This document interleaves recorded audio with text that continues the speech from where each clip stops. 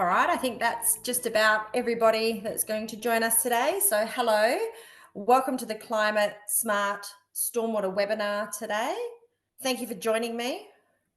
I'm actually coming to you from Blackwood in South Australia this morning, and I acknowledge that I'm on the traditional land of the Kaurna people of the Adelaide Plains, and I would like to pay my respects to elders past, present and emerging. I also recognise and respect the cultural heritage, beliefs and relationship Kaurna have with their land, and extend that respect to visitors of other Aboriginal language groups and other First Nations here with us today. Again, thank you for joining me. I'm Belinda Doering. I am the Water Sensitive SA Program Manager. And for those of you who don't know who Water Sensitive SA, we are a capacity building program to support the mainstreaming of water sensitive urban design and integrated water management practices amongst our partner organisations and their communities. Our website that we've just popped up there is jam-packed with great information. So if you ever need any information or resources about what's going on in South Australia and being more water sensitive, please check out our website. The program partners we work with are a broad range of councils, research institutions and other agencies, and they all share our vision of a cooler, greener, wilder and more climate resilient place to live and work. Today, we have a great lineup for you. We have 4 very knowledgeable and fantastic presenters in Darren Ray, Professor Holger Meyer, Dr. Mark Tyre and Rachel Murchland.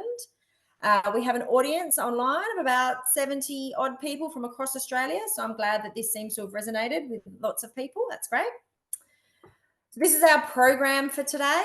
It's going to be pretty jam-packed for the next hour and a half. We will have some time at the end for a chat with our panel. So we won't be having questions between presenters today. If you have a question or a comment you'd like to make, please use the chat function. And we will go through the chat function at the end during that panel discussion and pick out a couple of questions. You may be called upon to maybe expand your question or ask it in person. So please be ready for that. Our presenters today are demonstrating how we're developing amazing capabilities together by translating science into research and then applying that research into practical solutions. And from this, we can evolve our stormwater infrastructure to be responsive to the needs of our future inhabitants, of our urban cities in what might be quite a different world. So climate change is creating a new set of challenges. Our historic rainfall patterns that we have relied upon to forecast future events simply isn't going to prepare us for what we may experience in the next 50 to 100 years.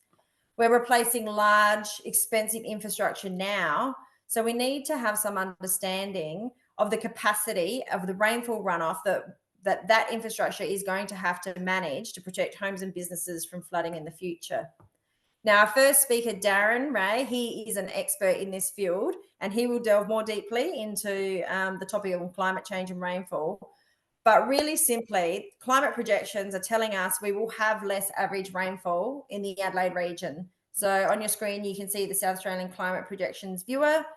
Winter rainfall may reduce by about 25%, and there will be 50 mils less summer rainfall on average in the future. But what we're also seeing is that the intensity in extreme rainfall is likely to increase. And last November, we did experience that.